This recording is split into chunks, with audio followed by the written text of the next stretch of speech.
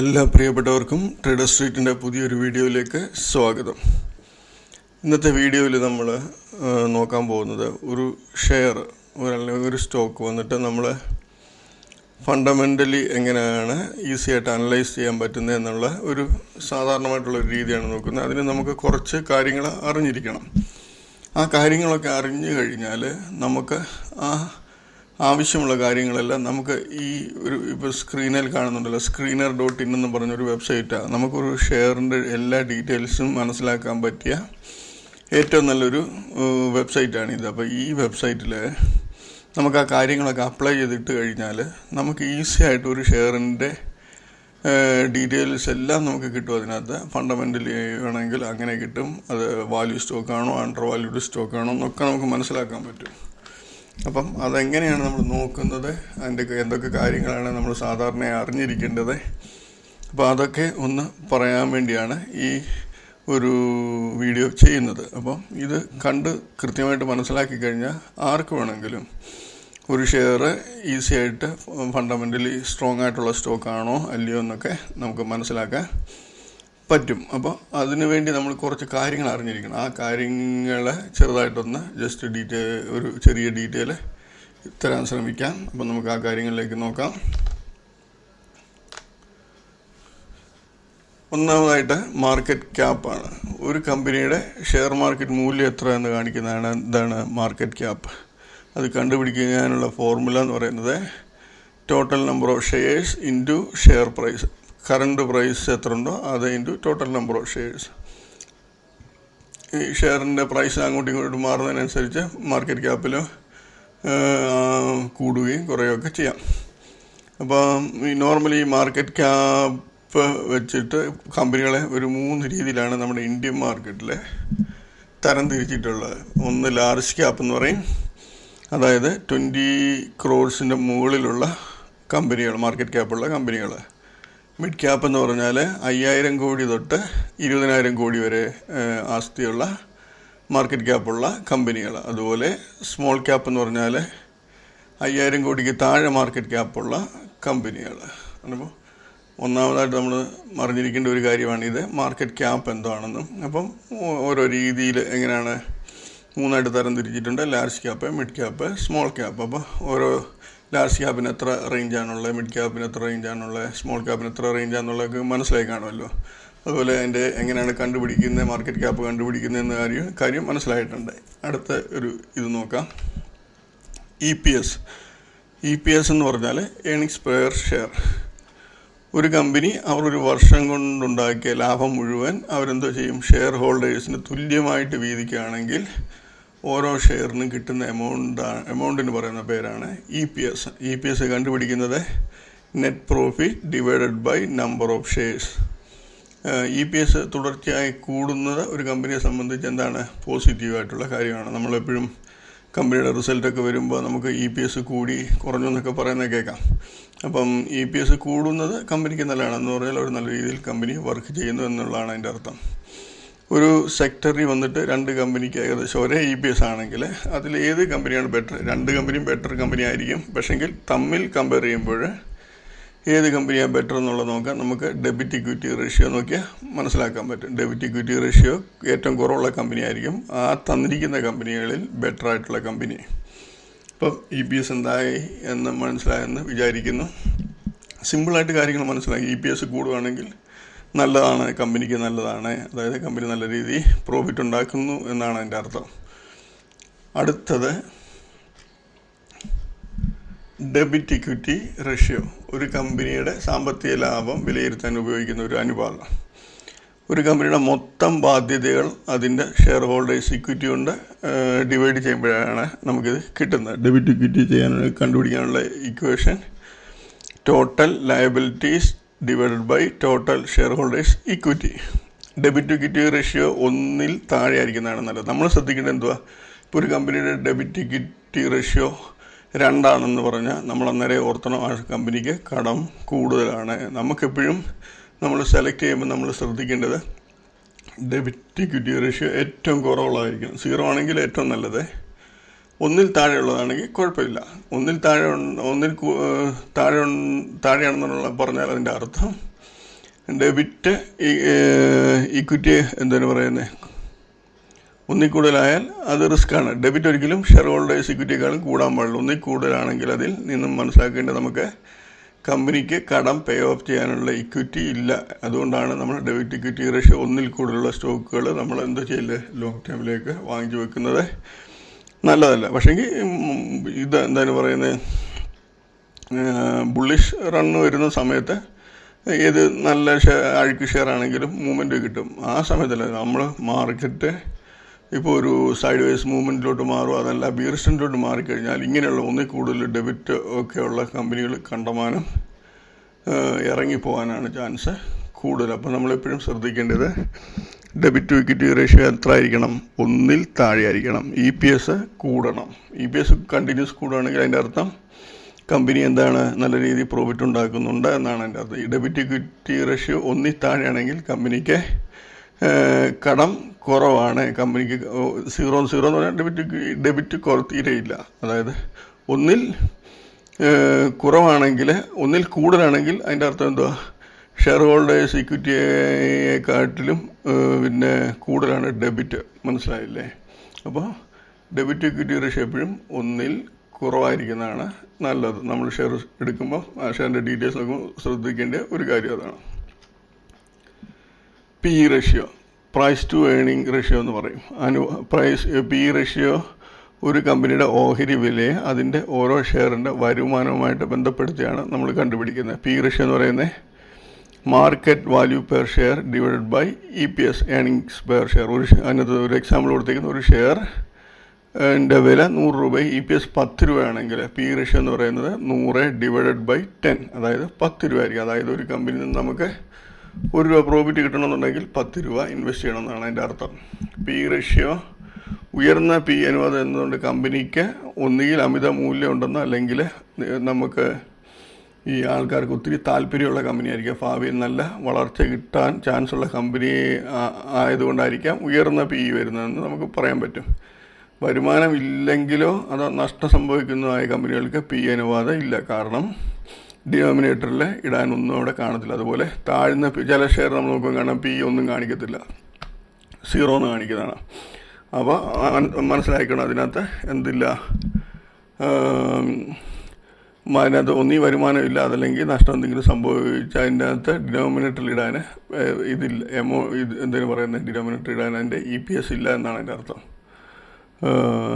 അതുപോലെ താഴ്ന്ന PE അനുപാതമാണെങ്കിൽ ഒന്നുകിൽ ഇൻവെസ്റ്റേഴ്സിന് തീരെ പ്രതീക്ഷയില്ലാത്ത ഷെയർ ആയിരിക്കും, അല്ലെങ്കിൽ അണ്ടർ വാല്യൂയുടെ ഷെയർ ആയിരിക്കും. അപ്പോൾ PE റേഷ്യോ ഏറ്റവും കുറഞ്ഞിരിക്കുന്നത് ആണ് ഏറ്റവും നല്ലത്. ഏറ്റവും നല്ലതെന്നല്ല, ഒരു അണ്ടർ വാല്യൂഡ് ഷെയർസായിട്ട് നമ്മൾ കൺസിഡർ ചെയ്യുന്ന PE റേഷ്യോ കുറഞ്ഞ ഷെയർ ആയിരിക്കും.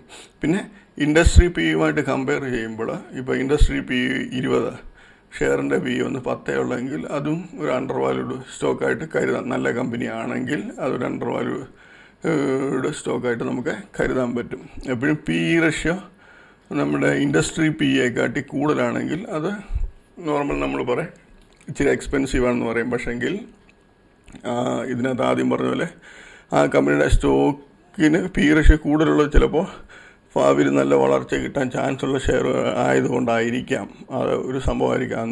അങ്ങനെ അതുകൊണ്ട് നമ്മൾ PE റേഷ്യോ ഒത്തിരി ആയ ഷെയർ അഴുക്കാണെന്ന് നമുക്ക് പെട്ടെന്ന് പറയാൻ പറ്റത്തില്ല. പക്ഷേ നോർമൽ അതിന് ഇതായിരിക്കും, എന്തായാലും പറയുന്നത് ഇച്ചിരി എക്സ്പെൻസീവ് ആയിരിക്കും. പക്ഷേങ്കിൽ മാർക്കറ്റ് കറക്ഷൻ ടൈമിലൊക്കെ അത് നമുക്ക് നല്ല രീതിയിൽ ചിലപ്പോൾ നമ്മൾ ഉദ്ദേശിക്കുന്ന റേഞ്ചിലൊക്കെ കിട്ടാൻ ചാൻസ് കൂടുതലാണ്. അപ്പോൾ PE റേഷ്യോ കുറവാണ് എന്നുകൊണ്ട് നമ്മൾ അർത്ഥമാക്കുന്നത് എന്തോ, ഒന്നിൽ ഇൻവെസ്റ്റേഴ്സിന് തീരെ പ്രതീക്ഷയില്ലാത്തതുകൊണ്ടായിരിക്കാം, അതല്ലെങ്കിൽ അണ്ടർ വാല്യൂഡ് സ്റ്റോക്ക് ആയിരിക്കും. അണ്ടർ വാല്യൂഡ് സ്റ്റോക്ക് ആണെങ്കിൽ നമുക്കത് ലോങ് ടൈമിലൊക്കെ എടുത്ത് ഇൻവെസ്റ്റ് ചെയ്യാം. ഇപ്പോൾ അതിൻ്റെ ബിസിനസ്സിൻ്റെ ഒക്കെ ഒരു ഇത് ചേഞ്ച് ആകുന്നതിനനുസരിച്ച് നമുക്ക് നല്ല റിട്ടേൺസ് കിട്ടാൻ നല്ല ചാൻസ് ഉണ്ട്. അപ്പോൾ PE റേഷ്യോ ഇൻഡസ്ട്രി PEയെക്കാട്ടിൽ എന്തായിരിക്കണം, കുറഞ്ഞ ഷെയർ ആയിരിക്കണം. നമ്മൾ ലോങ് ടൈമിലേക്കൊക്കെ ഇൻവെസ്റ്റ് ചെയ്യുമ്പം കുറഞ്ഞ ഷെയർ ആയിരിക്കണം, കമ്പനി നല്ല പ്രവർത്തനം കാണിക്കുന്ന കമ്പനികളായിരിക്കണം. അപ്പോൾ അത് ശ്രദ്ധിക്കുക. ഇപ്പോൾ നമ്മൾ PE റേഷ്യോ പറഞ്ഞു, EPS പറഞ്ഞു, ഡെബിറ്റ് ടു ഇക്വിറ്റി റേഷ്യോ പറഞ്ഞു. ഓരോന്നും അത് എങ്ങനെ ആയിരിക്കണമെന്ന് ഓരോന്ന് പറഞ്ഞപ്പോഴും ഞാൻ പറഞ്ഞിട്ടുണ്ട്. EPS ആണെങ്കിൽ കൂടിക്കൊണ്ടിരിക്കണം, ഡെബിറ്റ് ടു ഇക്വിറ്റി റേഷ്യോ ആണെങ്കിൽ 1 താഴെ ആയിരിക്കണം, PE റേഷ്യോ ആണെങ്കിൽ നോർമൽ ഇൻഡസ്ട്രി PEയെക്കാട്ടി കുറവുള്ള ഷെയർ ആയിരിക്കണം. പി റേഷ്യോ കൂടുതലാണെന്ന് പറഞ്ഞാൽ കമ്പനി അഴുക്കാണെന്ന് അർത്ഥമില്ല. അത് ചിലപ്പോൾ ഭാവിയിൽ ഇത് മുമ്പേ പറഞ്ഞ പോലെ നല്ല വളർച്ചാ സാധ്യതയുള്ള കമ്പനി ആയതുകൊണ്ടായിരിക്കാം പി റേഷ്യോ കൂടിയിരിക്കുന്നത്. അപ്പം പി റേഷ്യോ കാര്യം മനസ്സിലായെന്ന് വിചാരിക്കുന്നു. Book value. ഒരു കമ്പനി പ്രവർത്തനം അവസാനിക്കുമ്പോൾ അതിൻ്റെ അസറ്റെല്ലാം ലിക്വിഡേറ്റ് ചെയ്ത് ക്യാഷ് ആക്കിയിട്ട് അതിൻ്റെ ബാധ്യതകളെല്ലാം ക്ലിയർ ചെയ്യുക. അതിനുശേഷം ബാലൻസ് വരുന്ന ക്യാഷ് വന്നിട്ട് ഷെയർ ഹോൾഡേഴ്സിന് തുല്യമായി വിധിച്ചു കൊടുക്കുവാണെങ്കിൽ ആ ഒരു എമൗണ്ടാണ് പറയുന്നത് ബുക്ക് വാല്യൂ എന്ന് പറയുന്നത്. ബുക്ക് വാല്യൂ എന്ന് പറയുന്ന asset minus liabilities divided by total number of shares. അപ്പോൾ കമ്പനി നമ്മളൊരു ഷെയറിൻ്റെ ബുക്ക് വാല്യൂ നമ്മൾ ശ്രദ്ധിക്കുമ്പോൾ, ഇപ്പം ബുക്ക് വാല്യൂ 300 രൂപ, നമ്മൾ ഷെയർ നോക്കുമ്പം 350 രൂപ അറിഞ്ഞാൽ ഇപ്പം അതിന് ബുക്ക് വാല്യൂ വെച്ച് നോക്കുമ്പം വണ്ണിലൊരു ശകലം കൂടുതലായിട്ട് കാണിക്കുക. അതപ്പോൾ അതൊന്നും വലിയ കുഴപ്പമില്ലാത്ത കമ്പനിയായിരിക്കും. ചിലതിന് ബുക്ക് വാല്യൂ ഒരു ഇപ്പം 300 രൂപയുടെ ഒരു ഷെയറിൻ്റെ 300 ബുക്ക് വാല്യൂ ഉള്ള ഷെയറിൻ്റെ വില ചിലപ്പോൾ 5000 രൂപയൊക്കെ ആയിരിക്കും. അതാ ഷെയറിൻ്റെ ഉള്ള ആൾക്കാരുടെ താല്പര്യവും കമ്പനിയുടെ വളർച്ചാ സാധ്യതയൊക്കെ ഉദ്ദേശിച്ചുള്ളതാണ്. പക്ഷേങ്കിൽ കമ്പനിക്കൊരു പ്രോബ്ലം വരുമ്പോഴാണ് ഇതിന് വാല്യൂ നല്ലതായിട്ട് കുറയാൻ ചാൻസ് കൂടുതലാണ്. പക്ഷേങ്കിൽ നമ്മളൊരു അണ്ടർ വാല്യൂഡ് സ്റ്റോക്കൊക്കെ നമ്മൾ സെലക്ട് ചെയ്യുമ്പോൾ അതിനകത്ത് നമ്മൾ ബുക്ക് വാല്യൂമായിട്ട് കമ്പയർ ചെയ്ത് നോക്കും.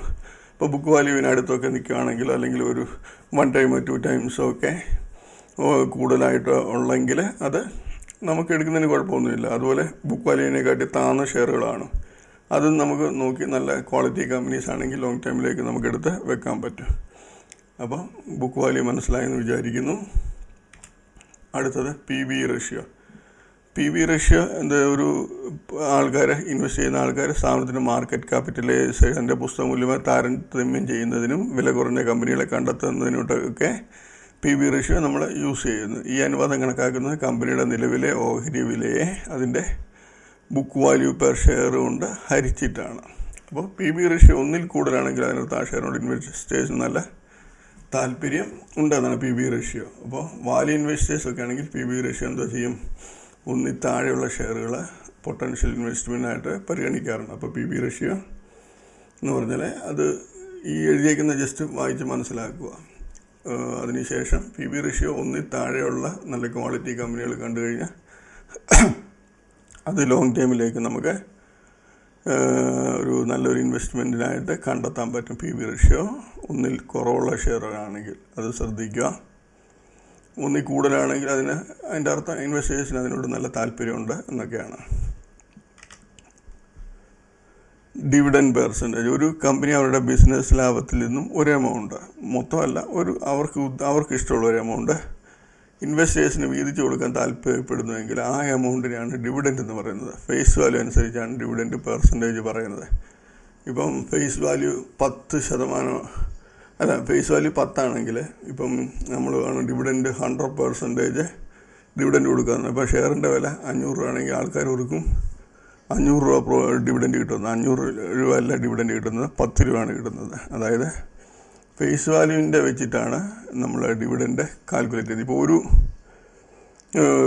ഫേസ് വാല്യൂ 1 ആണെങ്കിൽ 100% എന്ന് പറയുമ്പോൾ നമുക്ക് 1 രൂപയെ കിട്ടത്തുള്ളൂ. അത് മനസ്സിലാക്കുക. അപ്പോൾ ഡിവിഡൻഡ് എന്ന് പറഞ്ഞാൽ മനസ്സിലായെന്ന് വിചാരിക്കുന്നു. കമ്പനി എന്ത് ചെയ്യുന്നു, അവരുടെ ലാഭത്തിൻ്റെ ഒരു പോർഷൻ, അതായത് ഒരു ഭാഗം ഇൻവെസ്റ്റേഴ്സിന് വീതിച്ചു കൊടുക്കാൻ താല്പര്യപ്പെടുന്നുണ്ടെങ്കിൽ ആ എമൗണ്ടിന് പറയുന്ന പേരാണ് ഡിവിഡൻഡ്. ഡിവിഡൻഡ് ഈൽഡ് എന്ന് പറയുമ്പോൾ അത് കണ്ടുപിടിക്കുന്നത് ആനുവൽ ഡിവിഡൻഡ് പെർ ഷെയർ. ചില ഷെയറുകൾ ഒരു വർഷത്തിൽ 2 പ്രാവശ്യമൊക്കെ ഇൻ്ററിം ഡിവിഡൻഡ്, അതായത് ഇടക്കാല ഡിവിഡൻഡ്, അല്ല നോർമൽ കൊടുക്കുന്ന സമയത്ത് ഒരു ഡിവിഡൻഡ്, അങ്ങനെ പല സമയത്ത് ചിലപ്പോൾ ഡിവിഡൻഡ് കൊടുക്കും. അപ്പോൾ അതെല്ലാം കൂടെ മൊത്തത്തിൽ കാൽക്കുലേറ്റ് ചെയ്തിട്ട് ഷെയർ പ്രൈസ് ഡിവൈഡ് ബൈ 100 ചെയ്യുമ്പോഴാണ് നമുക്ക് എന്താ ചെയ്യുന്നത്, ഡിവിഡൻഡ് ഈൽഡ് കിട്ടുന്നത്. ഡിവിഡൻഡ് ഈൽഡ് 2 സമയത്താണ് കൂടുന്നത്. ഒന്ന് കമ്പനിക്ക് ശരിക്കും ഡിവിഡൻഡ് കൊടുക്കുന്ന സമയത്തും, രണ്ടാമത് ഷെയറിൻ്റെ വാല്യൂ കുറയുമ്പോഴും ചെയ്യുന്നു, ഡിവിഡൻഡ് ഈൽഡ് കുറയുന്നു. ഇപ്പോൾ 2 എക്സാമ്പിൾ ഇവിടെ കാണിച്ചിട്ടുണ്ട്. ഒന്ന് കമ്പനിയുടെ പ്രൈസ് 500 രൂപ വിലയുള്ള ഒരു കമ്പനി, അത് വേറൊരെണ്ണം 1000 രൂപയുള്ള കമ്പനി. 2 സെയിം ഡിവിഡൻഡാണ് കൊടുക്കുന്നത്. പക്ഷെങ്കിൽ ഒന്നിൻ്റെ ഡിവിഡൻഡ് ഈൽഡ് എന്ന് പറയുന്നത് രൂപ പ്രൈസുള്ളതിൻ്റെ ഡിവിഡൻഡ് ഈൽഡ് എന്ന് പറഞ്ഞാൽ 50/500 × 100, അതായത് 10% കൊടുക്കുന്നുണ്ട്. മറ്റേ ബി എന്ന് പറയുന്ന കമ്പനി എന്താ കൊടുക്കുന്നത്, ഡിവിഡൻഡ് ഈൽഡ് എത്ര കൊടുക്കുന്നത്, അതും 50 കൊടുക്കുന്നുണ്ട്, പക്ഷേ /1000 ആണ് × 100. ഇപ്പോൾ ഇതിൽ ഏറ്റവും ബെറ്ററായിട്ടുള്ള ഇതിനകത്ത് 5%, അപ്പോൾ ഏറ്റവും ബെറ്ററായിട്ട് കൂടുതൽ ഡിവിഡൻഡ് കൊടുക്കുന്ന കമ്പനി ഈ എ ആണ്.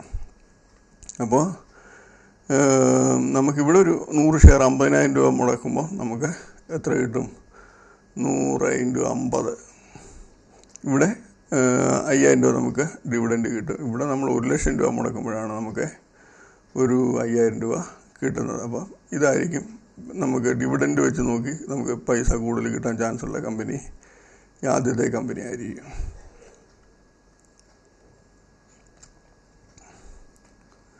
അടുത്തത് റിട്ടേൺ ഓൺ ഇക്വിറ്റി എന്ന് പറയും. റിട്ടേൺ ഓൺ ഇക്വിറ്റി അതിൻ്റെ formula net income divided by share holders equity. Return on equity എന്ന് പറഞ്ഞാൽ ഒരു കമ്പനി ഷെയർ ഹോൾഡേഴ്സിൽ നിന്ന് സമാഹരിച്ച ഫണ്ട് യൂസ് ചെയ്തിട്ട് കമ്പനി എത്ര പ്രോഫിറ്റ് ഉണ്ടാക്കുന്നു എന്ന് മനസ്സിലാക്കുന്നതാണ് return on equity. Share holder മനസ്സിലാക്കിയ ഏറ്റവും പ്രധാനപ്പെട്ട ഒരു പാരാമീറ്ററാണിത്. റിട്ടേൺ ഓൺ ഇക്വിറ്റി എത്ര ആയിരിക്കണം, ഒരു 12% മുകളിലായിരിക്കണം. 10% എന്നൊക്കെ പറഞ്ഞാൽ അതൊന്നും കുഴപ്പമൊന്നുമില്ല, പക്ഷേ 10, 8 എന്നൊക്കെ പറഞ്ഞാൽ വലിയ കുഴപ്പമില്ല. പക്ഷേ 12% മുകളിലുള്ളതായിരിക്കും ഏറ്റവും നല്ലത്. വലിയ വലിയ കമ്പനികളൊക്കെ ആണെങ്കിൽ ചിലപ്പം 8, 9, 10 ഒക്കെ അങ്ങനെ ആ റേഞ്ചിലൊക്കെ ആയിരിക്കാം. അപ്പോൾ 12% മുകളിലുള്ള കമ്പനികൾ കൂടുതൽ നല്ലതാണെന്ന് പറയും. അതിന് 12%, ഇപ്പോൾ 10% ഉള്ള ആഴ്ചയാണെന്നല്ല എൻ്റെ അർത്ഥം. 12% മുകളിൽ കാണുന്ന കമ്പനി ഇച്ചിരി നല്ലതാണെന്ന് അർത്ഥമാക്കുന്നുള്ളൂ. Return on capital employed. Company അവരുടെ മുഴുവൻ ക്യാപിറ്റൽ ഉപയോഗിച്ച് ബിസിനസ് ചെയ്ത് എത്ര പ്രോഫിറ്റ് ഉണ്ടാക്കുന്നു എന്ന് മനസ്സിലാക്കി ഉപയോഗിക്കുന്ന ഒരു പാരാമീറ്ററാണ് ROC എന്ന് പറയുന്നത്. ROC കണ്ടുപിടിക്കാനുള്ള formula net profit before tax and interest divide by total capital employed. ROC എന്തായിരിക്കണം, കുറഞ്ഞത് ഒരു 15% മുകളിൽ ഉള്ള കമ്പനികളാണ് ഏറ്റവും നല്ലത്. നമ്മൾ ഇപ്പോൾ ROC 15% മുകളിൽ നോക്കണം. അതായത് റിട്ടേൺ ഓൺ ഇക്വിറ്റി എന്ന് പറയുന്നത് 12% മുകളിൽ നോക്കണം. അപ്പോൾ നമ്മൾ ഇപ്പോൾ കുറേ കാര്യങ്ങൾ പറഞ്ഞു, അതൊക്കെ പറഞ്ഞു. ഇടയ്ക്ക് ഓർപ്പിക്കുന്ന നമ്മളിത് പല പ്രാവശ്യം ഇങ്ങനെ പറഞ്ഞു പഠിക്കും, നമുക്ക് കറക്റ്റായിട്ട് നമ്മുടെ മനസ്സിലിരിക്കും. ആദ്യം നമ്മൾ പറഞ്ഞു മാർക്കറ്റ് ക്യാപ്പ്, രണ്ടാമത് നമ്മൾ പറഞ്ഞു EPS ഏണിങ്സ് പെർ ഷെയർ കൂടുന്നതാണ് ഏറ്റവും നല്ലത്. അതിനുശേഷം ഡെബിറ്റ് ടു ഇക്വിറ്റി റേഷ്യോയുടെ കാര്യം പറഞ്ഞു. കമ്പനിയുടെ കടബാധ്യതയെ പറ്റിയുള്ള മനസ്സിലാക്കുന്നൊരു ഇതാണ്. അത് 1-ൽ താഴെ ആയിരിക്കണം എന്ന് പറഞ്ഞു. മനസ്സിലായില്ലേ?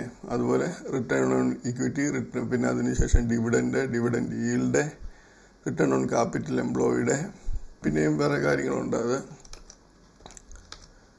Dividend, PB ratio, book value, PE ratio. PE ratio എന്ന് പറയുമ്പോൾ നമ്മൾ പറഞ്ഞിട്ടുണ്ട് എന്താണ്, PE റേഷ്യോ ഇൻഡസ്ട്രി PE കാട്ടി കുറവുള്ള ഷെയറുകളായിരിക്കും നമ്മൾ ലോങ് ടൈമിലൊക്കെ ഇൻവെസ്റ്റ് ചെയ്യാൻ എടുക്കേണ്ടത്. ഇപ്പോൾ റിട്ടേൺ ഓൺ ക്യാപിറ്റൽ എംപ്ലോയി വരെ പറഞ്ഞിട്ടുണ്ട്. അടുത്ത interest coverage ratio. Interest coverage ratio എന്ന് പറയുന്നത് EBIT divide by interest expense. ഒരു കമ്പനിയുടെ കടം തിരിച്ചടയ്ക്കാൻ കഴിയുമോ ഇല്ലയോ എന്ന് മനസ്സിലാക്കി ഉപയോഗിക്കുന്ന ഒരു ഇതാണ്, അനുപാതമാണ്. ഇതാണ് ഇൻട്രസ്റ്റ് കവറേജ് റേഷ്യോ. ഉയർന്ന ഇൻട്രസ്റ്റ് കവറേജ് റേഷ്യോ എന്ന് പറയുമ്പം അതെന്താണ്, ആ കമ്പനിക്ക് അതിൻ്റെ കടങ്ങൾ അടയ്ക്കാൻ കൂടുതൽ അതിന് ഇതുണ്ട്, കപ്പാസിറ്റി ഉണ്ട് എന്നാണ് അതിൻ്റെ അർത്ഥം. കമ്പനിക്ക് വായ്പ നൽകണമെന്ന് തീരുമാനിക്കാൻ ഈ കടം കൊടുക്കുന്ന ബാങ്കുകളൊക്കെ അല്ലെങ്കിൽ മറ്റ് സ്ഥാപനങ്ങളൊക്കെ ഇത് നോക്കിയിട്ടൊക്കെ അവർ കൊടുക്കുന്നത്. അവർക്കത് കാണുമ്പോൾ അവർക്ക് മനസ്സിലാകും കമ്പനിക്ക് കടം തിരിച്ചടയ്ക്കാനുള്ള കപ്പാസിറ്റി ഉണ്ടോ എന്ന്. കുറഞ്ഞ അനുപാതമാണെങ്കിൽ അതത്ര ആകർഷകമല്ല, കാരണം കമ്പനി വളർച്ചയ്ക്ക് തയ്യാറല്ലെന്നാണ് എൻ്റെ അർത്ഥം. അപ്പോൾ ഇൻട്രസ്റ്റ് കവറേജ് റേഷ്യോ കൂടുതലാണെങ്കിൽ അതിൻ്റെ അർത്ഥം കമ്പനിയുടെ കടം കമ്പനിക്ക് തിരിച്ചടയ്ക്കാനുള്ള കപ്പാസിറ്റി കൂടുതലാണ്. അപ്പോൾ നമ്മൾ ശ്രദ്ധിക്കേണ്ട ഇൻട്രസ്റ്റ് കവറേജ് റേഷ്യോ കൂടുതലാണെന്ന് പറയുകയാണെങ്കിൽ അതിൻ്റെ അർത്ഥം ഇപ്പോൾ പറഞ്ഞ പോലെ തന്നെ. അപ്പോൾ അത് നല്ലതായിട്ടുള്ളൊരു കാര്യമാണ് ഒരു കമ്പനിയെ പറ്റി നോക്കുമ്പോൾ. അടുത്തത് PG റേഷ്യോ. PG റേഷ്യോ എന്ന് പറയുന്നത് കണ്ടുപിടിക്കുക PE ratio divided by the growth rate of its earnings for a specific time period. ഒരു സ്പെസിഫിക് ടൈം പീരീഡിലെ ഗ്രോത്ത് റേറ്റ് PE റേഷ്യോ വെച്ച് ഡിവൈഡ് ചെയ്യുമ്പോഴാണ് നമുക്കത് കിട്ടുന്നത്. PG അനുപാതം ഒരു സ്റ്റോക്കിൻ്റെ യഥാർത്ഥ മൂല്യത്തിൻ്റെ സൂചകമായിട്ട് കണക്കാക്കപ്പെടുന്നു. കൂടാതെ PE അനുപാതത്തിന് സമാനമായി താഴ്ന്ന PEG ഒരു സ്റ്റോക്കിൻ്റെ മൂല്യം കുറവാണെന്ന് സൂചിപ്പിക്കുക. 1-ൽ താഴെയുള്ള PEG ആണ് ഏറ്റവും നല്ലത്. ഇത് ഒരു കമ്പനിയെ താരതമ്യേന മൂല്യം കുറഞ്ഞതാണെന്ന് സൂചിപ്പിക്കുന്നു. അപ്പം PEG 1-ൽ താഴെയുള്ള ഷെയറുകൾ നമ്മൾ ശ്രദ്ധിക്കണം. നമ്മൾ ഈ ഒരു ഫണ്ടമെൻ്റൽ അനാലിസിസ് നടക്കുമ്പോൾ നമ്മൾ ഈ പറഞ്ഞ കാര്യങ്ങളൊക്കെ നമ്മൾ മനസ്സിൽ ഇരുന്നിട്ട് വേണം ഇത് നോക്കാൻ. എന്നിട്ട് നമ്മൾ ആ screener.in-ൽ ഈ കാര്യങ്ങളെല്ലാം അപ്ലൈ ചെയ്തിട്ടേക്കണം. അത് ചെയ്തിട്ട് കഴിയുമ്പോൾ നമുക്ക് ഓരോന്ന് കണ്ടു കഴിയുമ്പം അപ്പോൾ ഓരോന്ന് ഇതിൻ്റെ ഓരോ PEG റേഷ്യോ, ബുക്ക് വാല്യൂ ഇതെല്ലാം എന്താണെന്ന് മനസ്സിലാക്കി നമുക്ക് ഈസിയായിട്ട് അതിനകത്തൊന്ന് കണ്ടുപിടിക്കാൻ പറ്റും. അപ്പോൾ PEG റേഷ്യോ കണ്ടുപിടിക്കാനുള്ള പിന്നെ ഇക്വേഷനാണ് price divide by EPS growth. അതേ ഉള്ളൂ. PEG റേഷ്യോ നമ്മൾ ഇതിനകത്ത് സിമ്പിളായിട്ട് ഇത്ര ഓർത്താൽ മതി. PEG റേഷ്യോ 1-ൽ താഴെ ആയിരിക്കണം നമ്മളൊരു ഫണ്ടമെൻ്റലി ഒരു നല്ല സ്റ്റോക്ക് സെലക്ട് ചെയ്യുമ്പോൾ. അങ്ങനെയുള്ള കമ്പനികളായിരിക്കും ഏറ്റവും നല്ലത്. അടുത്തത് EBITDA എന്ന് പറയുന്നത് earnings before interest, tax, depreciation and amortisation എന്നിവയെ സൂചിപ്പിക്കുന്നു. ഇത് ഒരു കമ്പനിയുടെ പ്രവർത്തന പ്രകടനം വിലയിരുത്താൻ ഉപയോഗിക്കുന്ന ഒരു മെട്രിക്കാണ്. കമ്പനിയുടെ മുഴുവൻ പ്രവർത്തനങ്ങളിൽ നിന്നുള്ള പണമൊഴുക്കിനുള്ള ഒരു അയഞ്ഞ പ്രോക്സിയായിട്ട് ഇത് കാണാൻ കഴിയും. EBITDA ഒരു കമ്പനിയുടെ പ്രവർത്തന തീരുമാനങ്ങളിൽ ശ്രദ്ധ കേന്ദ്രീകരിക്കുന്നു. കാരണം ക്യാപിറ്റൽ സ്ട്രക്ചർ, ലിവറേജ്, ഡിപ്രിസിയേഷന് പോലുള്ള പണേതര ചെലവുകൾ എന്നിവ കണക്കിലെടുക്കുന്നതിന് മുമ്പ് കമ്പനിയുടെ പ്രധാന പ്രവർത്തനങ്ങളുടെ ആവശ്യകത നമുക്ക് പരിശോധിക്കാൻ പറ്റുന്നു. ഇത് ഇപ്പം നമ്മളൊരു കമ്പനിയുടെ ക്വാർട്ടർലി റിസൾട്ട് നോക്കുമ്പോൾ നമ്മൾ കാണാം റവന്യൂ കൂടുതലാണ്. അതിപ്പം നമ്മൾ സ്ക്രീനെ നോക്കിയിരിക്കണം. റവന്യൂ കൂടുതൽ നല്ലതാണ്. പക്ഷേ പ്രോഫിറ്റ് നോക്കുമ്പോൾ പ്രോഫിറ്റ് നല്ല 20-30% കൂടുതലാണ്. പക്ഷേ ഈ ഷെയറിൻ്റെ വില നോക്കുമ്പോൾ താഴോട്ട് പോകുന്നു. അതിന് കാരണം എന്താ? അതിൻ്റെ EBITDA കുറവായിരിക്കാം. അത് നമ്മൾ ശ്രദ്ധിക്കത്തില്ല. അല്ലെങ്കിൽ EBITDA മാർജിൻ കുറവായിരിക്കാം. അതുകൊണ്ടായിരിക്കും അത് കയറി. ഇപ്പോൾ നമ്മൾ മാർക്കറ്റിലെ ആൾക്കാർ ഉദ്ദേശിക്കുന്ന ഒരു റേഞ്ചിലുള്ള EBITDA ആയിരിക്കത്തില്ല അതിന് കിട്ടുക. അതുകൊണ്ടായിരിക്കും ആ ഷെയർ താഴോട്ട് പോകുന്നത്. അപ്പോൾ EBITDA എന്ന് പറയുന്നത് ഒരു പ്രധാനപ്പെട്ട ഒരു ഘടകമാണ് ഒരു കമ്പനിയെ സംബന്ധിച്ച്. അതിൻ്റെ കാര്യങ്ങൾ ഇതിനകത്ത് ഈ പറഞ്ഞ രീതിയിൽ തന്നെ EBITDA ഒരു കമ്പനിയുടെ പ്രവർത്തന തീരുമാനങ്ങളിൽ ശ്രദ്ധ കേന്ദ്രീകരിക്കുന്നത്. അതിനകത്തെ ക്യാപിറ്റൽ സ്ട്രക്ചർ, ലിവറേജ്, ഡിപ്രിസിയേഷൻ, ഈ പണേതര ചെലവുകളെല്ലാം കണക്കിലെടുക്കുന്നതിന് മുമ്പ് കമ്പനി എത്ര ലാഭക്ഷമത ഉണ്ടാക്കുന്നു എന്ന് പരിശോധിക്കുന്ന ഒരു ഇതാണ്. അത് കണ്ടുപിടിക്കാനുള്ള ഇക്വേഷനാണ് EBITDA net income plus taxes plus interest expenses plus depreciation and amortisation.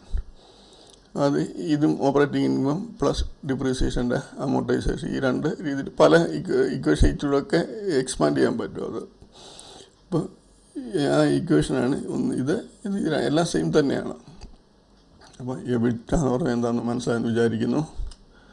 EBITDA margin എന്നത് പലിശ, നികുതി, മൂല്യത്തകർച്ച, അമോർട്ടൈസേഷൻ എന്നിവയ്ക്ക് മുമ്പുള്ള വരുമാനത്തിൻ്റെ ശതമാനമായി കണക്കാക്കുന്ന ഒരു ബിസിനസ്സിൻ്റെ ക്യാഷ് ഓപ്പറേറ്റിംഗ് ലാഭ മാർജിനാണ്. ഈ അളവ് വരുമാനത്തിന് അനുപാതം കണക്കിൽ ആത്യന്തിക പ്രവർത്തന പണമൊഴുക്കിലേക്ക് പരിവർത്തനം ചെയ്യുന്നു. അപ്പോൾ EBITDA മാർജിനൊക്കെ ഇപ്പോൾ കൂടുതലാണെങ്കിൽ കമ്പനിക്ക് ഏറ്റവും നല്ലതായിരിക്കും. കുറയുന്നതനുസരിച്ച് കമ്പനിക്ക് ഇപ്പോൾ പ്രോഫിറ്റ് ഉണ്ട്. ഞാൻ നേരത്തെ പറഞ്ഞ പോലെ തന്നെ കമ്പനിക്ക് നല്ല പ്രോഫിറ്റ് കാണും, റവന്യൂ കാണും. പക്ഷേ EBITDA മാർജിൻ ഇല്ല എങ്കിൽ അതിൻ്റെ ഷെയർ ചിലപ്പോൾ നല്ല രീതിയിൽ താഴോട്ട് ഇറങ്ങി വരുന്നത് നമുക്ക് കാണാൻ പറ്റും. ഡെപ്റ്റർ ഡേയ്സ്, ക്രെഡിറ്റിൽ വിൽക്കുന്ന സാധനങ്ങൾക്കോ സേവനങ്ങൾക്കോ കമ്പനി അതിൻ്റെ ഉപഭോക്താക്കളിൽ നിന്ന് പേയ്മെൻറ്റ് ശേഖരിക്കുന്ന എടുക്കുന്ന ശരാശരി ദിവസങ്ങളുടെ എണ്ണം അളക്കുന്ന സാമ്പത്തിക അനുപാതമാണ് ഇത് ഡെപ്റ്റർ ഡേയ്സ് എന്ന് പറയുന്നത്. ഡെപ്റ്റർ ഡേയ്സ് കൂടുന്നത് നല്ലതല്ല. ഇപ്പം 365 ദിവസം ഉണ്ടെങ്കിൽ ഡെപ്റ്റർ ഡേയ്സ് ഓരോ ക്വാർട്ടർലിയും അല്ലെങ്കിൽ ഇയർലിയും കുറഞ്ഞ് ഇപ്പം ആദ്യം 120 ഡേയ്സ് ആണെങ്കിൽ പിന്നീട് അത് 110, 100, 80 അങ്ങനെ കുറഞ്ഞ് ഡെപ്റ്റർ ഡേയ്സ് എപ്പോഴും കുറഞ്ഞ് വരുന്നതാണ് ഏറ്റവും നല്ലത്. ഇവിടെ അതിൻ്റെ ബാക്കി അത് കാൽക്കുലേറ്റ് ചെയ്യുന്ന രീതിയൊക്കെയാണ് പറഞ്ഞിരിക്കുന്നത്. ഇത് നമുക്ക് നോക്കേണ്ട കാര്യമില്ല. നമുക്ക് ഇത്രയും ഓർത്താൽ മതി.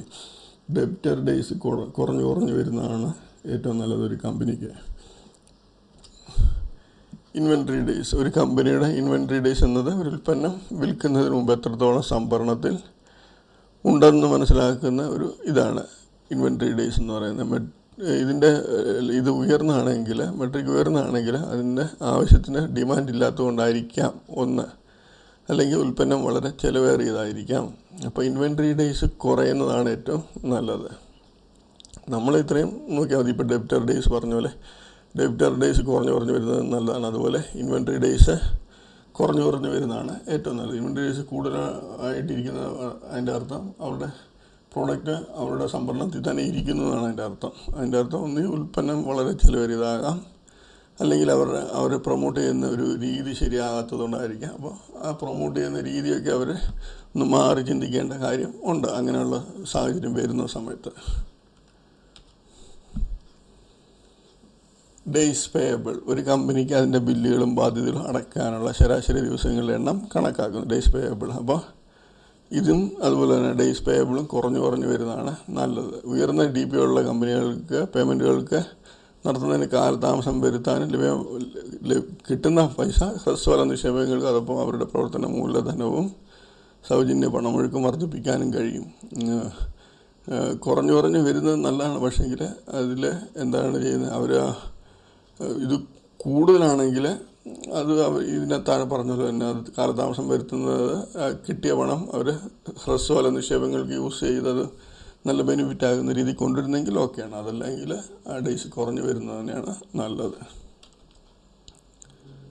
വർക്കിംഗ് ക്യാപിറ്റൽ ഡേയ്സ്, ഒരു കമ്പനിക്ക് അതിൻ്റെ പ്രവർത്തന മൂലധനം വരുമാനമാക്കി മാറ്റാൻ എത്ര ദിവസം എടുക്കും?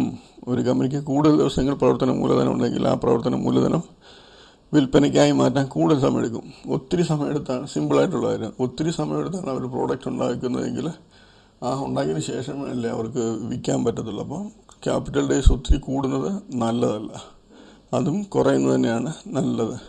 ദിവസങ്ങളുടെ പ്രവർത്തനം മൂലം സംഖ്യ കൂടുന്നതോറും ഒരു കമ്പനിയുടെ കാര്യക്ഷമത എന്തായിരിക്കും? കുറവായിരിക്കും.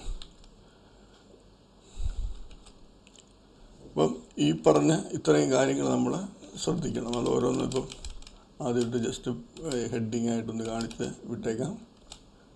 ഒന്ന് മാർക്കറ്റ് ക്യാപ്പ് കൂടുന്നത് എങ്ങനെയാണെന്ന് മനസ്സിലായല്ലോ. അതിൻ്റെ current share price into total number of ഷെയർസാണ് മാർക്കറ്റ് ക്യാപ്പ്. അത് 3 രീതിയിലുള്ള 3 സെക്ടറുണ്ട്. ഒന്ന് ലാർജ് ക്യാപ്പ് 20,000 കോടിയുടെ മുകളിലുള്ളത്, രണ്ടാമത്തെ മിഡ് ക്യാപ്പ്, സ്മോൾ ക്യാപ്പ്. അത് EPS കൂടുന്നതാണ് ഏറ്റവും നല്ലത്. നമ്മൾ ഇത്രയും സിമ്പിളായിട്ട് മനസ്സിലാക്കി. EPS കൂടിക്കൊണ്ടിരിക്കുന്നത് നല്ലതാണ്.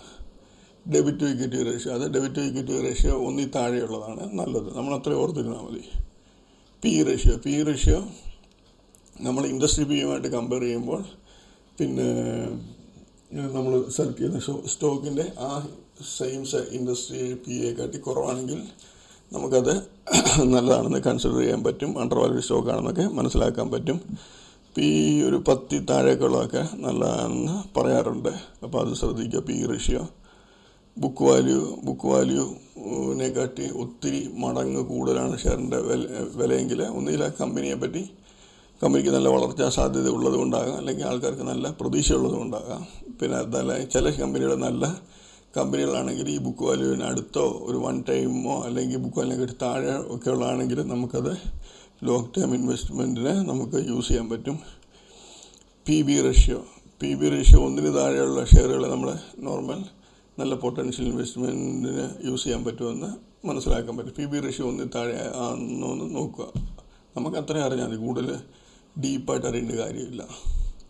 ഡിവിഡൻഡ് വർഷം തോറും ഡിവിഡൻഡ് കൊടുക്കുന്ന കമ്പനിയാണെങ്കിൽ നല്ല കമ്പനികളായിരിക്കുമല്ലോ. നല്ല പ്രോഫിറ്റ് കിട്ടുമ്പോഴാണല്ലോ അവർ ഡിവിഡൻഡ് കൊടുക്കുന്നത്. പിന്നെ ചില കമ്പനികൾ എന്ത് ചെയ്യും, ആൾക്കാരെ പറ്റിക്കാൻ വേണ്ടി ഇല്ലാത്ത പ്രോഫിറ്റ് അവർ കൊടുത്ത് അവർ ഷെയറിൻ്റെ വാല്യൂ ഒക്കെ കൂട്ടി ആൾക്കാർക്ക് ഇൻട്രസ്റ്റ് വരുത്തിച്ച് ഷെയറിൻ്റെ ഇതൊക്കെ കൂട്ടി ലാസ്റ്റിൽ പബ്ലിക്കിൻ്റെ കയ്യിൽ പിടിപ്പിക്കുന്ന ആൾക്കാരും ഉണ്ട്. നോർമൽ നമ്മൾ നമ്മൾ ഏറ്റവും ഡിവിഡൻഡ് തരുന്നത് ഏറ്റവും നല്ല ഷെയറുകൾ ഗവൺമെൻറ്റിൻ്റെ ഷെയറുകളായിരിക്കും. ഗവൺമെൻറ്റിൻ്റെ അണ്ടറിലുള്ള ഷെയറുകളൊക്കെ നല്ല രീതിയിൽ ഡിവിഡൻഡ് തരുന്ന ഷെയറുകൾ, അതൊക്കെ നല്ല കറക്ഷൻ വരുന്ന ടൈമിൽ നല്ല കമ്പനികളൊക്കെ നമ്മൾ എടുത്തു വെക്കുന്നത് നല്ലതാണ്. ഇതൊരു ഡിവിഡൻഡ് ഈൽഡ് എന്ന് പറയുന്നത് ഒരു വർഷത്തെ മുഴുവനും ഒരു കമ്പനി ഒരു വർഷത്തിൽ 2-3 പ്രാവശ്യമൊക്കെ ഡിവിഡൻഡ് കൊടുക്കുന്ന കമ്പനി ഉണ്ട്. അതിൻ്റെ എല്ലാം കൂടെ ചേർന്നുള്ളൊരു ഇതാണ് ഡിവിഡൻഡ് ഈൽഡ് എന്ന് പറയുന്നത്. റിട്ടേൺ ഓൺ ഇക്വിറ്റി നമ്മൾ ഡെഫിനേഷൻ പറഞ്ഞിട്ടുണ്ട്. അതിനകത്ത് 12% മുകളിലുള്ളതാണെങ്കിൽ അത് നല്ലതായിട്ട് കണക്കാക്കാം.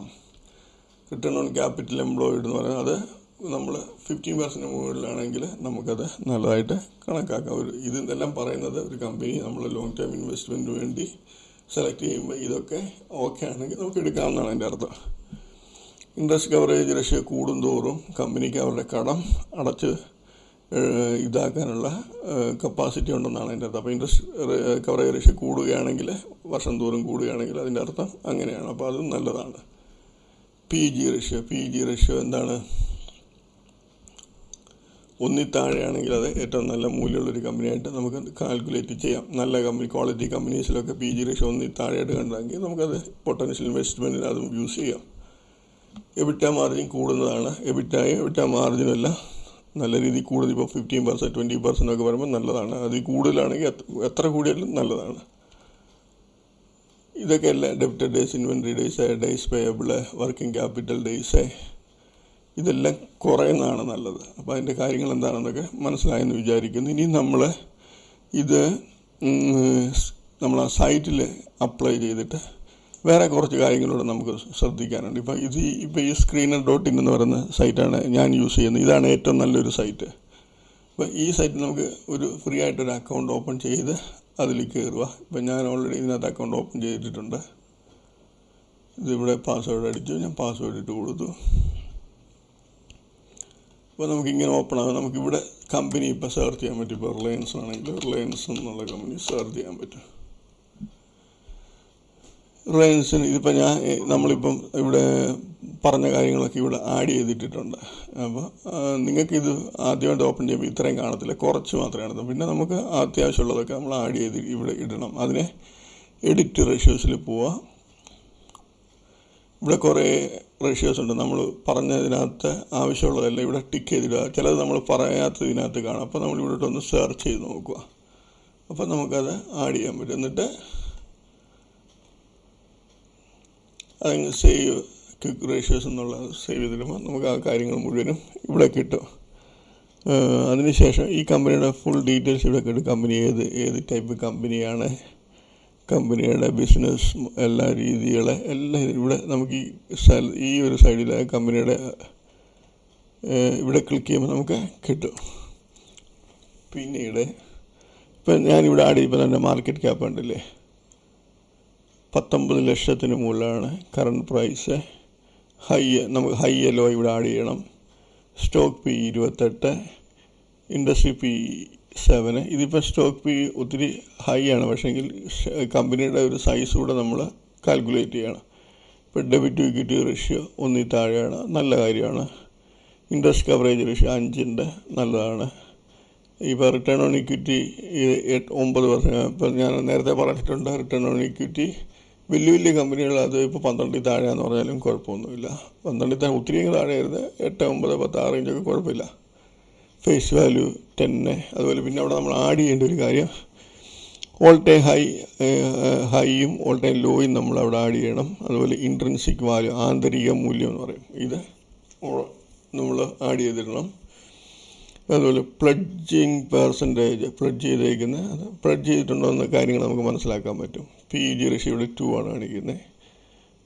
പി ജി റേഷ്യോ 1 താഴെയുള്ളതാണ് നല്ല. പക്ഷേ റിലയൻസിൻ്റെ ബിസിനസ്സൊക്കെ നമുക്ക് അതിൽ നിന്ന് മാറ്റി നിർത്താൻ പറ്റുന്ന കമ്പനികൾ. നമ്മളിപ്പോൾ ഒരു പുതിയൊരു മാർക്കറ്റിൽ പുതുതായിട്ട് വരുന്ന കമ്പനികളൊക്കെ നോക്കുമ്പോഴാണ് ഇതൊക്കെ ശ്രദ്ധിക്കേണ്ടത്.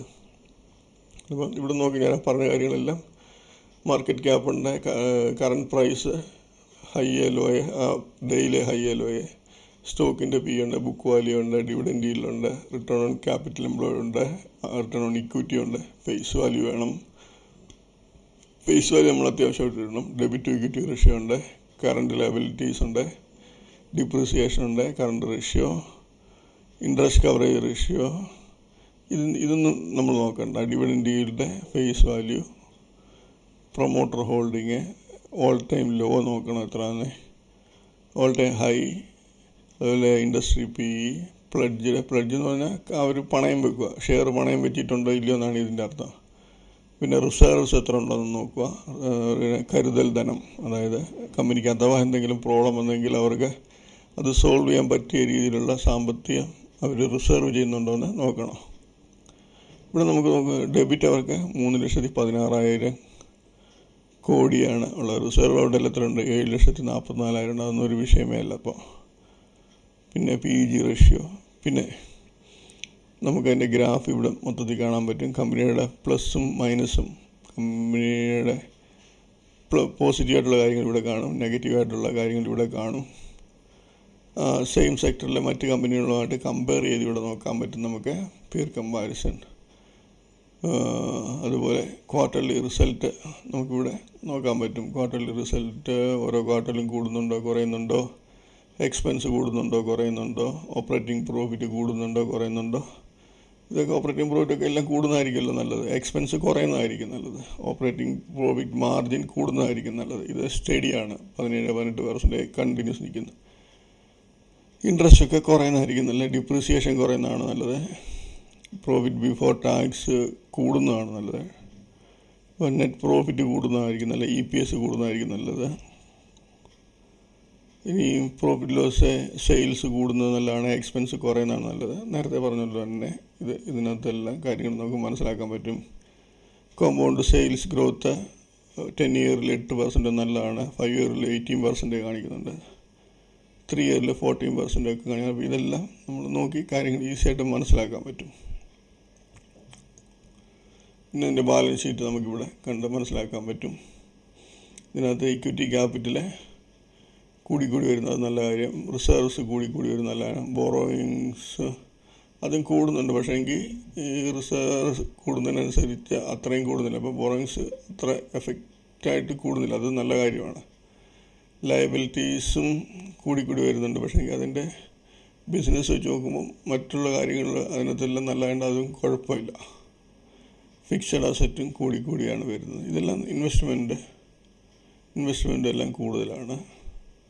ക്യാഷ് ഫ്ലോ നമ്മൾ ഓപ്പറേറ്റിംഗ് ആക്ടിവിറ്റിയിലുള്ള ക്യാഷ് ഫ്ലോ നമുക്ക് ഇവിടെ കാണാൻ വേണ്ടി ഇത് കൂടുതലായിട്ട് ഞാനിവിടെ ഇങ്ങനെ ക്ലിക്ക് ചെയ്യുമ്പം അതിനകത്ത് കൂടുതലായിട്ടുള്ള എൻ്റെ ഡീറ്റെയിൽ ആയിട്ടുള്ള കാര്യങ്ങൾ മനസ്സിലാക്കാൻ പറ്റും. ഇവിടെ റഷ്യോസ് ഡെബിറ്റർ ഡേയ്സ് കുറയണമെന്ന് പറഞ്ഞില്ലേ. 17, 9, 8 ഏകദേശം വലിയ കുഴപ്പമില്ലാത്ത 12 തീരെ ഇത് ഏറ്റവും നല്ലതാണ്. 12 ഡേയ്സൊക്കെ ഉള്ളൂ. ഇൻവെൻട്രി ഡേയ്സ് അത് ഇടയ്ക്കെപ്പോഴോ കൂടി ഇതുണ്ടല്ലോ 83 വന്നിട്ടുണ്ട്. പക്ഷേ ഇപ്പോൾ 87, 102 ഇതൊന്നും കുഴപ്പമൊന്നുമില്ല. വലിയ കമ്പനികളല്ല. അപ്പോൾ അതിനകത്ത് ഡേയ്സ് പേയബിൾ അതും ഇവിടെയൊക്കെ ഇച്ചിരി കൂടിയിട്ടുണ്ടെങ്കിലും പിന്നീട് അത് കുറഞ്ഞു വരുന്നുണ്ട്. ക്യാഷ് കൺവേർഷൻ സൈക്കിളും അതും കുറഞ്ഞ് വരുന്നുണ്ട്. പിന്നെ ഷെയർ ഹോൾഡിംഗ് പാറ്റേൺസ് നമുക്കിവിടെ നോക്കാൻ പറ്റും. ഇവിടെ പ്രൊമോട്ടറിൻ്റെ കുറയുന്നുണ്ടോ നോക്കണം. പ്രൊമോട്ടറിൻ്റെ ഇവിടെ കുറേ 0.01, 0.10 അത്രയൊക്കെ കുറയുന്നുള്ളൂ. FISൻ്റെ ഫസ്റ്റ് പണ്ടത്തെ ആ ഒരു ഇതിൽ നിന്ന് കുറച്ച് കുറഞ്ഞാണ് വരുന്നത്. 21-25% ഉണ്ടായിരുന്നു. ഇപ്പോൾ 22 ഉള്ളൂ. DISൻ്റെ 13-17% അടുത്തോട്ട് വന്നു. പബ്ലിക്കിൻ്റെയിൽ 11 2021. ഇപ്പോൾ അത് 10. പബ്ലിക്കിൻ്റെ കുറഞ്ഞാണ് വരുന്നത്. പിന്നെ കമ്പനികളുടെ അനൗൺസ്മെൻറ്റും ഒക്കെ ഡീറ്റെയിൽസ് എല്ലാം ഇവിടെ നമുക്ക് മനസ്സിലാക്കാൻ പറ്റും. അപ്പോൾ ഇങ്ങനെയാണ് നമ്മളൊരു കമ്പനിയെ ഒരു ഫണ്ടമെൻ്റലി ഒരു സാധാരണക്കാരന് മനസ്സിലാക്കുന്ന രീതിയിൽ എങ്ങനെ ചെയ്യാൻ പറ്റുമെന്ന് ഇപ്പം ഞാനിങ്ങനെയാണ് നോക്കുന്നത്. എനിക്ക് ഇത്രയും കാര്യങ്ങൾ ഈ നോർമൽ ഞാൻ പറഞ്ഞ കാര്യങ്ങളൊക്കെ എനിക്കങ്ങനെ ഡീപ്പായിട്ട് അറിയത്തില്ല. പക്ഷെങ്കിൽ നോർമലായിട്ടുള്ള കാര്യങ്ങൾ അറിയാം. അത്രയും വെച്ചിട്ട് നമ്മൾ ഇത്രയും നോക്കി നമ്മളിത് സെറ്റ് ചെയ്ത് വെച്ചേക്കാണ്. ഇപ്പോൾ എനിക്കൊരു പുതിയ കമ്പനി ഇപ്പം കഴിഞ്ഞ ദിവസം ഞങ്ങളൊരു ജിന്ദാൽ പോളി ഷെയർ നോക്കി. ഇതൊരു ഹോൾഡിംഗ് കമ്പനി. ജിന്ദാൽ ഗ്രൂപ്പിൻ്റെ ഒരു ഇതാണ് ഹോൾഡിംഗ് കമ്പനിയാണ്. അപ്പോൾ ഇതിനകത്ത് നമ്മൾ നോക്കുമ്പോൾ ഈ ഷെയർ ലോങ് ടൈമിലേക്ക് കുറേ നല്ലതാണ്. ഇപ്പോൾ മാർക്കറ്റ് ക്യാപ്പ് 686. അപ്പോൾ ഇത് സ്മോൾ ക്യാപ്പാണ്. 653 കറണ്ട് പ്രൈസ്. അതിൻ്റെ ബുക്ക് വാല്യൂ നോക്കി 2334. അതിൻ്റെ ഇൻട്രിൻസിക് വാല്യൂ 2500 ചില്ലുവാനുണ്ട്. അവരുടെ കയ്യിൽ റിസർവ്സ് എത്ര ഇരിപ്പുണ്ട്? 2443 കോടി രൂപ ഇരിപ്പുണ്ട്. ഡെബിറ്റ് 27 കോടി രൂപയുള്ളൂ. അപ്പം ഈ റിസർവ് ഇതും വെച്ച് നോക്കുമ്പം ഒന്നുമില്ല. ഡെബിറ്റ് എന്ന് പറയുന്ന ഒരു സാധനമില്ല. Debit equity ratio 0.1. അവരുടെ കറണ്ട് ലയബിലിറ്റീസ് 1.5 കോടി രൂപയ്ക്ക് അടുത്തേ ഉള്ളൂ. Return on equity, return on capital employed 21% ആണ്. 15 മുകളിൽ നല്ലതാണ്. അതുപോലെ റിട്ടേൺ ഓൺ ഇക്വിറ്റി 12% മുകളിൽ നല്ല. ഇത് ഏകദേശം അത്രയുണ്ട്. ഫേസ് വാല്യൂ 10 ആണ്. ഈ ലോ പ്രൈസ് കാണുമ്പോൾ 7 രൂപ എന്നൊക്കെ പറയുമ്പോൾ നമ്മൾ പേടിച്ചു. ആ 7 രൂപയുടെ സാധനം ഇത്രയും രൂപയ്ക്ക് മേടിക്കണമെന്ന്. ആ 7 രൂപ എന്നാണ് ആ സമയത്തിൻ്റെ വാല്യൂ ഒന്നും ഇത്രയില്ല. അപ്പോൾ ഈ 653 പറഞ്ഞാൽ കണ്ണും പൂട്ടി വാങ്ങി വെക്കാൻ, ലോങ് ടൈമിലേക്ക് വാങ്ങി വെക്കാൻ. കമ്പനിയിലൊരു ചേഞ്ചസ് ഒക്കെ വരുന്ന സമയത്ത് നല്ല രീതിയിൽ കയറിപ്പോകാൻ ചാൻസ് ഉള്ള ഷെയറാണ്. PG റേഷ്യോ 1 താഴെ വേണമെന്നാണ് പറയുന്നത്. ഇവിടെ എത്രയുണ്ട്? 0.09 ഉള്ളൂ. പിന്നീട് ഇതിനകത്ത് ഇൻഡസ്ട്രി PE 19 സ്റ്റോക്കിൻ്റെ PE 1.2 ഉള്ളൂ. അതും ഏറ്റവും ബെറ്ററായിട്ടാണ് കാണിക്കുന്നത്. ഡിവിഡൻഡ് ഈൽഡൊന്നുമില്ല. അതിനുശേഷം വേറെ എന്താണ്, ഓൾമോസ്റ്റ് ഇത് നോക്കിക്കഴിയുമ്പോൾ നമുക്ക് ഇത് കാണുമ്പോഴേ നമുക്കറിയാം വലിയ കുഴപ്പമില്ല, നല്ല കമ്പനിയാണ്, നമുക്ക് നല്ല ചാൻസ് ഉള്ള കമ്പനിയാണ്. അവരുടെ പോസിറ്റീവായിട്ടുള്ള കമ്പനി ഡെബിറ്റ് റെഡ്യൂസ് ചെയ്ത് companies almost debit free. Stock is trading 0.28 times of its book value. ബുക്ക് വാല്യൂവിൻ്റെ ഒരു 4/1 ഭാഗമേ ഉള്ളൂ ഇപ്പോഴത്തെ ഷെയറിൻ്റെ price. Company has delivered good profit growth of 20.3% CAGR for last 5 years. Dividend കൊടുക്കുന്നില്ല എന്നുള്ളതാണ് അവിടെ ഒരു മൈനസായിട്ട് കാണിക്കുന്നത്. അവിടെ ഏണിങ്സിനകത്ത് അതർ ഇൻകം 186 crore കാണിക്കുന്നുണ്ട്. അതെന്തെങ്കിലും അവരുടെ എന്തെങ്കിലും ലാൻഡ് വിറ്റോ അങ്ങനെയൊക്കെയുള്ള അതർ ഇൻകമായിട്ട് വരുന്ന ബിസിനസ്സിലൂടെ അല്ലാതെ കിട്ടുന്ന ഇൻകമാണ് 186 പ്രോഫിറ്റ് കാണിക്കുന്നത്. അങ്ങനത്തെ ഒരു ചെറിയ ഇതൊന്നും നമുക്ക് നെഗ്ലിജിബിളാണ്. ഇതൊന്നും നമുക്ക് കാൽക്കുലേറ്റ് ചെയ്യാനേ പറ്റത്തില്ല. അപ്പം ഇപ്പം നമ്മൾ ഈ ഫണ്ടമെൻ്റൽ അനാലിസിസ് മനസ്സിലാക്കിയത് വെച്ചിട്ട് ഈ ഷെയർ ലോങ് ടേം ഇൻവെസ്റ്റ്മെൻറ്റ് ഏറ്റവും നല്ലൊരു ഷെയറാണ്. Jindal full investment and finance company. അതിൻ്റെ റേറ്റ് നിങ്ങൾ നോക്കി വെക്കുക. 1-2 വർഷം കഴിയുമ്പോൾ അതിൻ്റെ റേറ്റ് നോക്കുക. അപ്പം നമുക്ക് അത് മനസ്സിലാവും. ഓക്കെ, അപ്പം ഏകദേശം ഒരു സാധാരണ രീതിയിൽ ഒരു ഷെയർ ഫണ്ടമെൻ്റലി എങ്ങനെ അനലൈസ് ചെയ്യുന്നതെന്ന് മനസ്സിലായി എന്ന് വിചാരിക്കുന്നു. അപ്പോൾ എല്ലാവരെയും ദൈവം സഹായിക്കട്ടെ. ബൈ.